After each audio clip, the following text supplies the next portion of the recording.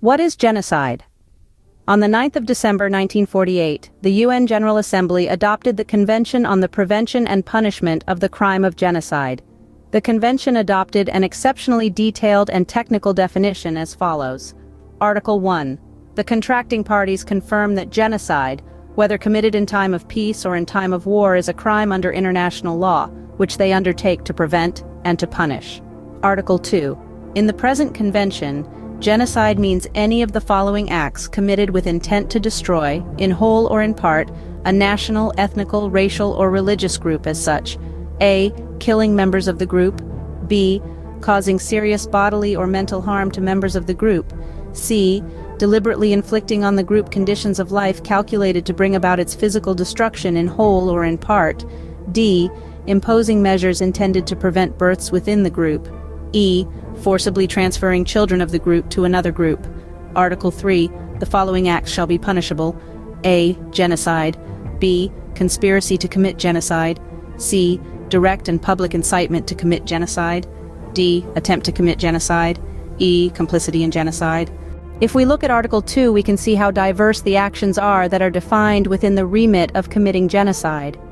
Although many people associate genocide with mass killing, according to the 1948 Convention, one does not need to kill anyone at all to commit genocide.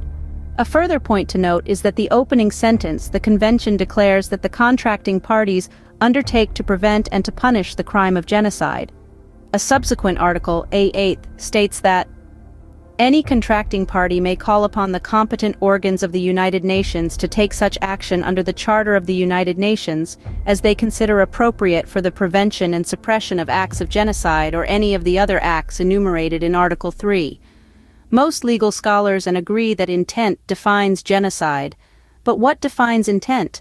The notion of specific intent, dolus specialis, demands that the perpetrator clearly seeks to produce the act charged, in the words of the International Criminal Tribunal for Rwanda. Israel has signed and ratified the Convention on the Prevention and Punishment of the Crime of Genocide.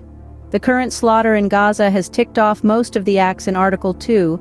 The question now is of intent. Does anyone remember Netanyahu's speech when he used the biblical term Amalek to refer to Gazans? He quoted the biblical story in the Old Testament, 1 Samuel 15 verse 3, where King Saul was commanded by God to utterly destroy the tribe of Amalek, including men, women, children, and even animals. Netanyahu specifically used this reference with respect to the campaign he was waging in Gaza. Quoting the Bible, he said, "You must remember what Amalek has done to you." We will not go down in Gaza tonight.